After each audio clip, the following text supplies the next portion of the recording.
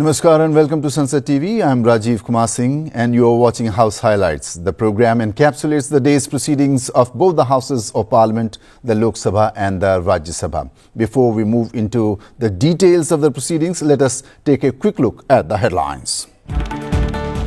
Discussion on electoral reforms begins in the Rajya Sabha. BJP accuses Congress of ignoring reforms. Opposition raises concerns over SIR and Election Commission's impartiality.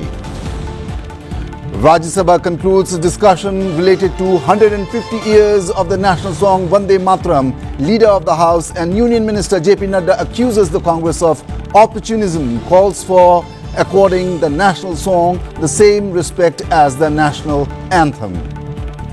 And blending ethanol with petroleum fuel does not harm vehicles, states Union Minister for Road Transport and Highways Nitin Gadkari in the Lok Sabha adds that E20 fuel has helped to reduce oil imports and turned farmers into energy providers. We now proceed to the highlights of Day 9 of the winter session in the Lok Sabha.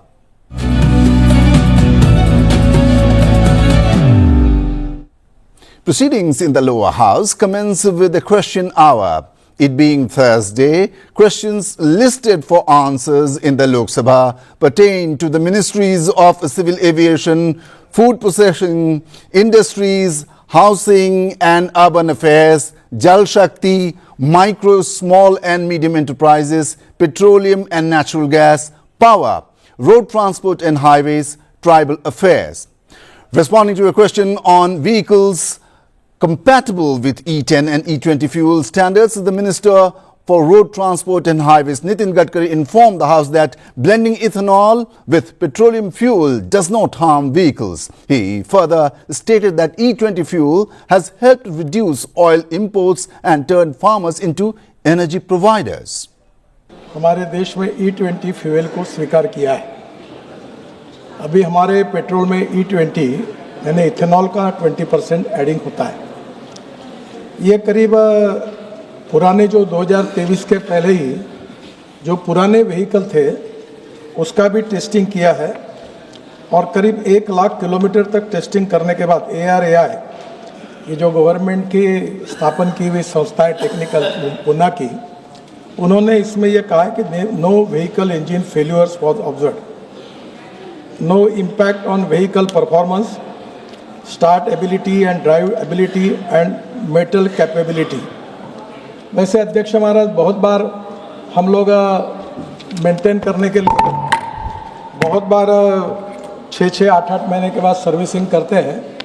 तो इसमें क्या है कि जो metal के parts थे उसमें पहले ऐसा कहा गया था कि शायद इसमें कोई परिणाम हो सकता है, पर ध्यान में यह आया कि ऐसा कोई हुआ नहीं है।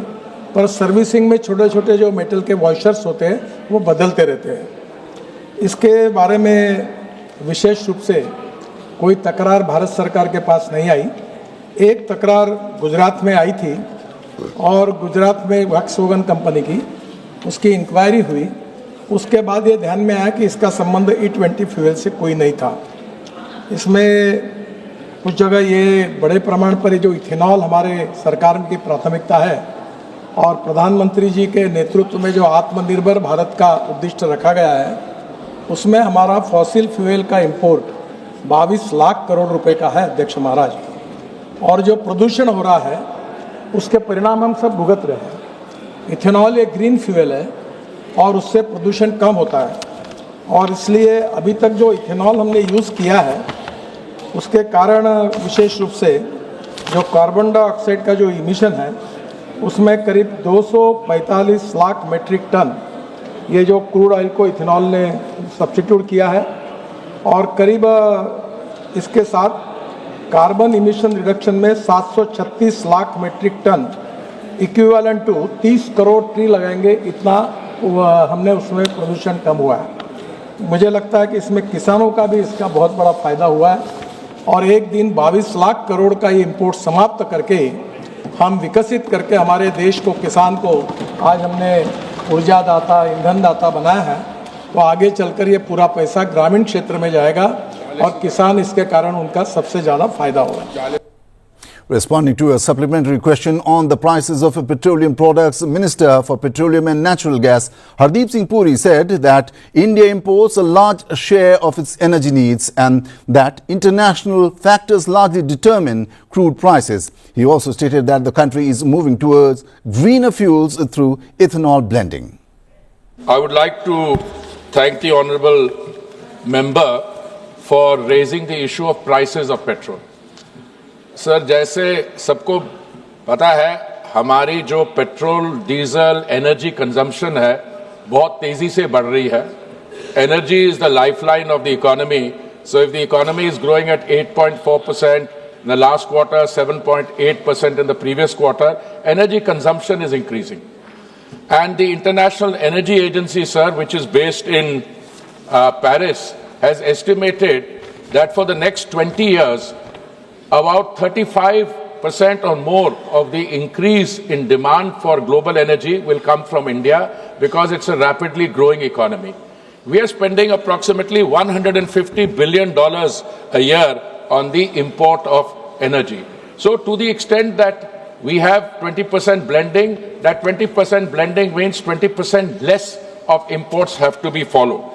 Insofar as international energy prices are concerned, those are determined by a variety of factors, the cost of production at the point of production, and there points vary. These days we have a comfort level because prices are in the range between $60 and $65 per barrel. Then there is the cost of insurance, cost of freight, the refining margin, dealer's margin, all that is added. Plus the feeds which are going into ethanol, sir. We had started with sugar and sugarcane, B-heavy molasses, C-heavy molasses, but we are gradually moving from water-intense crops like sugar to less water-intense like maize or corn, makkah. Today, our feed is 48%, it is maize. Money that we give to the farmers as a result of this procurement, about 40,000 crores a year, is also helping to alleviate the strain in the agricultural economy. Our total consumption of oil per day is 5.6 million barrels, sir, out of which we are only producing a fraction of that. So we are producing more now. Production on the eastern coast has gone up to 55,000 barrels. On the western coast, we are producing 2.5 lakh barrels a day. In Assam, we have raised the production to 1 lakh. But overall, agar consumption badegi, to import bhi badega. In reply to a question on targets achieved under Jal Jeevan Mission in Odisha, Jal Shakti Minister C.R. Patil said that the Jal Jeevan Mission is the largest scheme of its kind in the world. He also emphasized that over 9 crore women will save nearly 5 crore hours every day once the mission is fully implemented. Orissa के अंदर करीब 88% जितना काम जल जीवन mission के द्वारा जल दिया गया है और आने वाले दिनों में भी बाकी जो है 12% से करीब उनको भी जल दिया जाएगा. माननीय प्रधानमंत्री जी की ये पूरे विश्व में सबसे बड़ी योजना ये जल जीवन मिशन की वो भी है और उसके कारण हर लोगों को जो महिलाएं दूर तक पानी लेने के लिए जाती थी, रोज़ करीब 9 करोड़ महिलाएं पानी लेने के बाहर जाती थी और करीब 5 करोड़ घंटे उनके रोज़ पानी लाने के लिए बिगड़ते थे. आज उनको अपने घर में शुद्ध पानी मिल रहा है और ये पानी शुद्ध है या नहीं है वो भी ये महिला करीब 5 लाख गाँव में 25 लाख महिला ये पानी जो सरकार की ओर से उनको किट दी गई है उसके जरिए वो चेक करके वो पानी पीने लायक है कि नहीं वो भी चेक कर सकती है. तो पानी पूरे फोर्स के साथ हर गांव में पर हेड 55 लीटर पानी देने की योजना केंद्र सरकार की ओर से माननीय प्रधानमंत्री जी ने की है और उसको आगे बढ़ा रहे हैं. जो पैसे की बात की उन्होंने, तो कई राज्यों के अंदर बहुत सी कंप्लेंट भी आई है कि उन्होंने जो केंद्र सरकार की ओर से जो पैसा उठाया है उतना काम वहाँ नहीं हुआ है. माननीय प्रधानमंत्री जी के निर्देश के अनुसार जो अलग अलग राज्यों में वहाँ इंक्वायरी की गई थी उसका भी जो रिपोर्ट आया था वो भी हमने सभी राज्यों के मुख्यमंत्रियों और चीफ सेक्रेटरी को दिया है कि वो पूरा एक्शन ले और हमें उसका रिपोर्ट करें.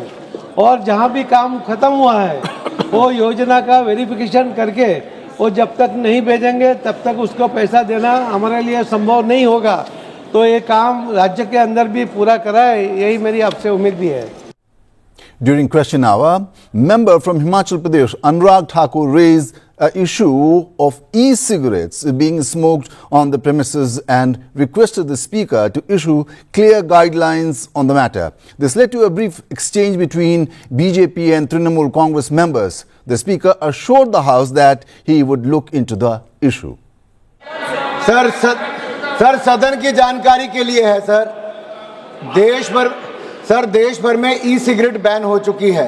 क्या सदन में आपने अलाउ कर दी है? नहीं, कोई मान्य सदस्य को कोई भी सर टीएमसी के सांसद पी रहे हैं सर टीएमसी के सांसद सर कई दिनों से लगातार बैठ के पी रहे हैं सर। कोई भी मान्य टीएमसी के सांसद पी रहे हैं सर नहीं सर, आप चेक करवाइए सर। एक मिनट व्यवस्था दे रहा हूं। सर सदन में अगर सिगरेट पीना अलाउ कर दिया है, एक मिनट प्लीज। मैं सभी मान्य सदस्यों से पुनः आग्रह करता हूं, हमें संसदीय परंपराओं और संसदीय नियमों का अनुपालन करना चाहिए। कोई भी मान्य सदस्य कभी भी ऐसा कोई विषय मेरे पास आएगा तो निश्चित रूप से इस पर मैं निश्चित रूप से कार्रवाई करेंगे।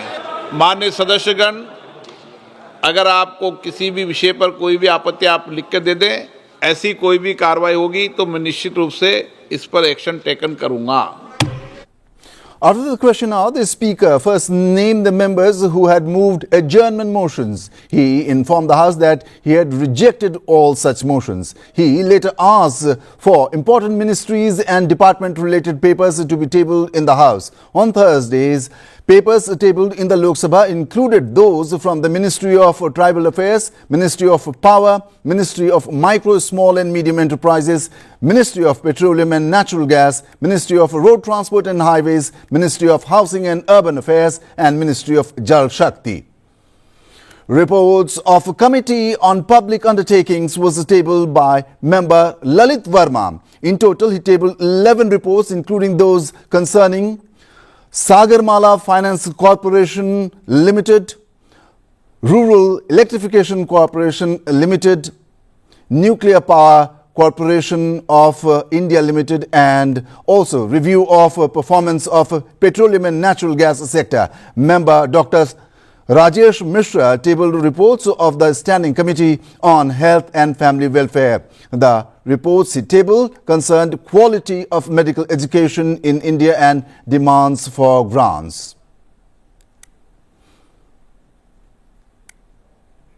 Later, member P.P. Chaudhary moved a motion seeking an extension of time for the report of the Joint Committee on the Constitution 129th Amendment Bill 2024 and the Union Territories Law Amendment Bill 2024. A sense of the House was taken and the motion was passed.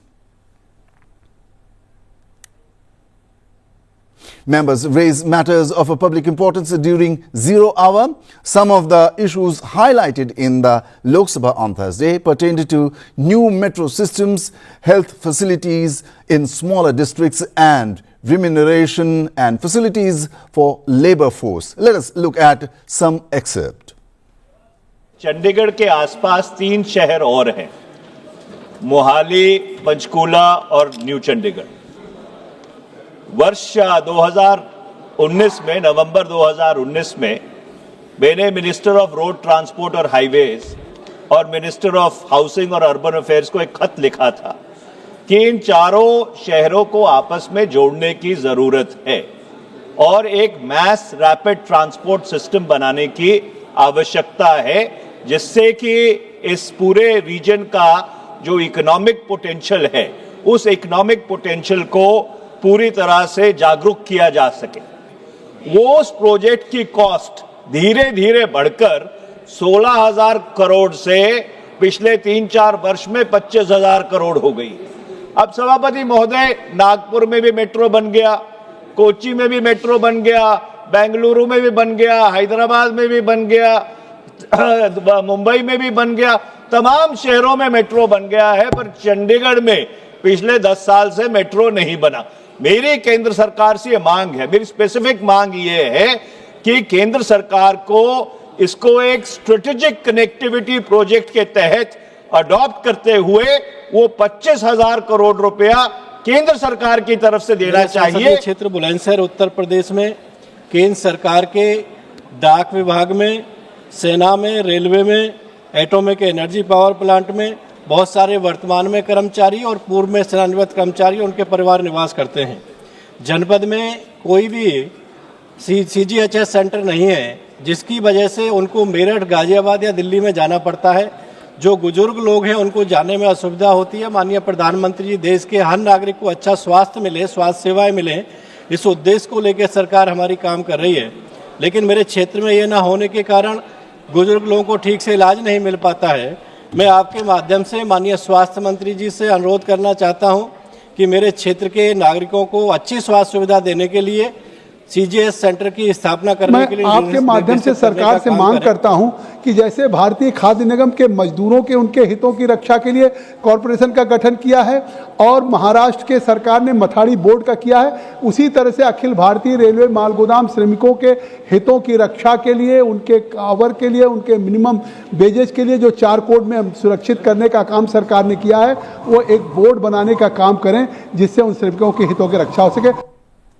Let us now take a look at the key highlights from the 9th day of the winter session in the Rajya Sabha. On commencement of proceedings in Rajya Sabha on Thursday, Chairman C.P. Radhakrishnan informed the House that the inclusion of Diwali in UNESCO's Intangible Cultural Heritage List. Rajya Sabha Chairman lauded the inclusion and remarked that this is a matter of immense pride for the nation. Honorable members, I am pleased to share a moment of immense pride for our nation.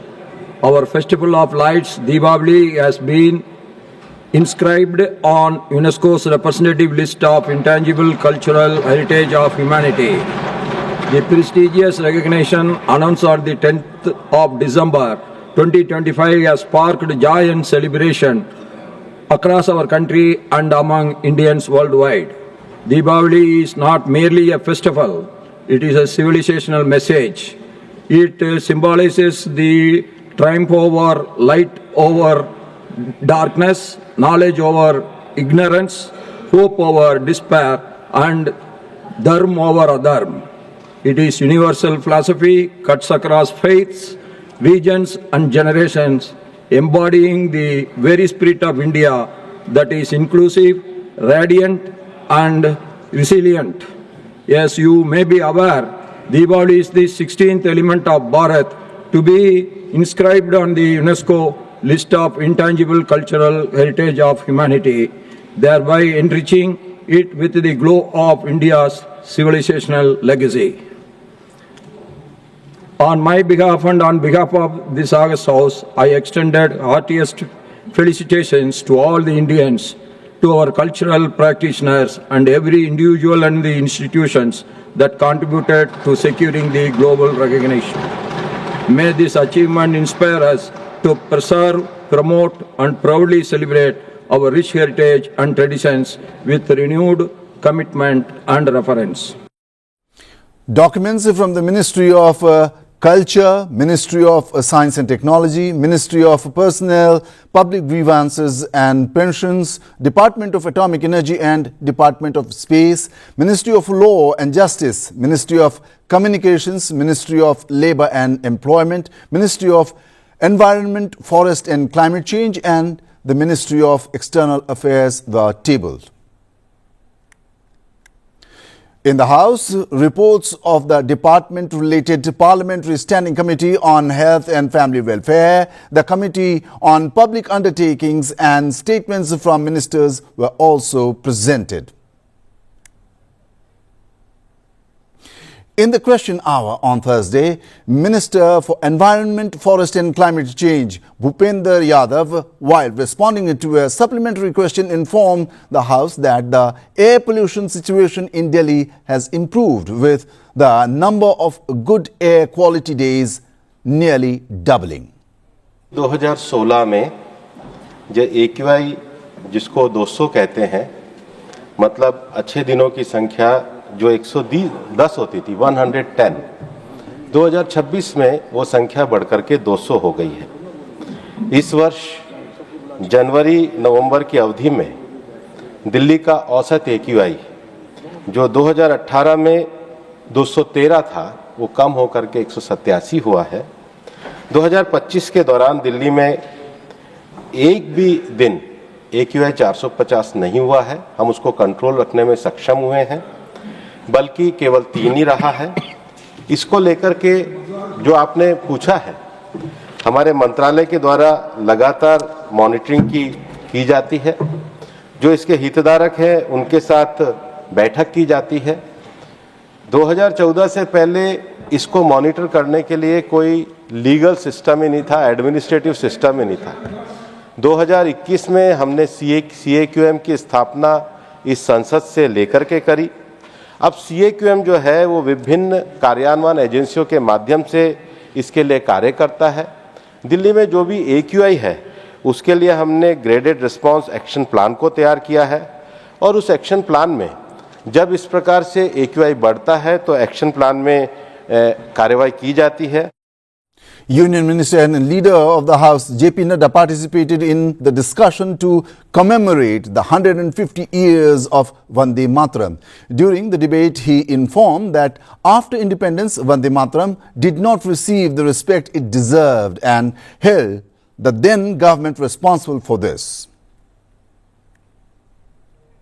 Concluding the discussion on Vande Mataram in the Rajya Sabha, the leader of the House accused the Congress of being opportunistic. He emphasized that the government's objective is not to tarnish the image of any leader, but to present historical facts accurately. मैं कहना चाहता हूं कि हमारा उद्देश्य भारत के पूर्व प्रधानमंत्री को बदनाम करने का नहीं है, लेकिन हमारा उद्देश्य भारत को, इतिहास को रिकॉर्ड पर स्ट्रेट रखने का जरूर है। इस बात को हमको ध्यान रखना। आपको जब सूट करता है तो आप नेहरूवियन एज की चर्चा करते हैं, जब आपको सूट नहीं करता है तो आप सुभाष चंद्र बोस को ले आते हैं, तब आप गुरु रविंद्रनाथ टैगोर को ले आते हैं, गुरुवर रविंद्रनाथ टैगोर को ले आते हैं। यह ठीक नहीं है। अगर श्रेय लेना है तो तकलीफ में अगर देश आया तो उसकी जिम्मेवारी भी लेनी होगी, इसको भी हमको ध्यान में रखना। यही तो आरोप है कि वंदे मातरम की जो भारत की संस्कृति और भारत का इतिहास से जुड़ा हुआ जो हमारी मान्यता थी, उसको उस समय के प्रधानमंत्री सिरे से खारिज कर रहे थे। यह इसका इतिहास बनता है। I am talking about the procedure which was followed at that point of time, and the country should know, and the people, 1.4 billion people should know how the country was functioning and what was happening. Prevention of insults of National Honor Act 1971. आपने Prevention of Insults or to National Honor Act 1971 पारित किया।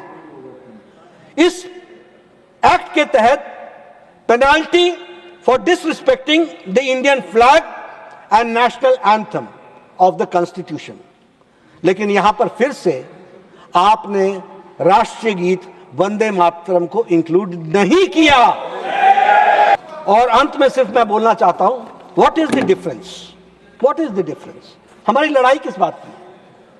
कोई जमीन की लड़ाई तो है नहीं, किसी और चीज की लड़ाई है नहीं, विचारों की लड़ाई है। और जब मैं विचारों की लड़ाई कहता हूं, और जब मैं कहता हूं कि वंदे मातरम को सम्मान और स्थान नहीं मिला, और मैं जन गण मन को पूरी इज्जत, और मैंने कहा सारी जिंदगी उसके लिए मर खपने के लिए तैयार हूं, तो लेकिन मैं एक बात जरूर कहना चाहता हूं, और वो मैं ये कहना चाहता हूं कि देश कॉम्प्रोमाइजेस से नहीं चलता है। ये हमारी आइडियोलॉजी। देश सच्चाई और इतिहास की बातों को ध्यान में रख करके चलता है। और मैं यह भी कहना चाहता हूं कि देश अगर चलता है तो वो अनकंडीशनल नेशनल सेंटिमेंट्स को ध्यान में रख करके चलता है। A discussion on electoral reforms began in the Rajya Sabha on Thursday. During the debate, the opposition raised issues concerning EVMs, the SIR process and alleged partiality of the Election Commission, while the ruling side responded with its own arguments. Opening the discussion, Congress leader Ajay Maken cautioned that even a slight decline in the credibility of the Election Commission could weaken democratic institutions. BJP MP Sudhanshu Trivedi countered that during the Congress regime, electoral reforms were never seriously considered, adding that the Congress failed to understand that votes are earned through trust and relationships. TMC's Dola Sen stated that her party is not against electoral reforms but opposes the removal of names to create new voter lists. DMK member raised concerns about the reliability of EVMs, while AAP's Sanjay Singh questioned the intent of the SIR process. इनकी सरकार कब रहती थी और हमारी सरकार कब है? सर, जब से वोटर आईडी कार्ड आ गए कांग्रेसी सरकार आना बंद, सीसीटीवी आ गए कांग्रेसी सरकार आना बंद, जब से स्वतंत्र जुडिशरी हो गई कांग्रेस सरकार आना बंद, स्वतंत्र मीडिया आ गई कांग्रेस को स्पष्ट बहुमत मिलना बंद, और तो और सर जब से साक्षरता दर 50% हो गई बहुमत मिलना बंद। इनको कब बहुमत मिलता था? जिस जमाने में मतपेटियां लूटी जाती थी, बूथ कैप्चरिंग होती थी, गोलियां चलती थी, बिहार के चुनावों में 80-80 लोग तक घायल होते थे। इन्हें लग रहा है शायद वही जमाना वापस आ जाए। सम्मानित सदस्य कह रहे थे कि 45 दिन के बाद वो नहीं करते, उसका जवाब गृह मंत्री जी वहां पर दे चुके हैं। उन्होंने साफ साफ कहा 1991 में जो चेंजेस किए थे नरसिम्हा राव सरकार में, उसमें कोई भी एविडेंस, कोई भी पिटीशन 45 दिन तक ही हो सकती है। That is all we have in this episode of House Highlights. Keep watching Sansad TV for all the latest on the proceedings in the Parliament. Thanks for watching. Goodbye.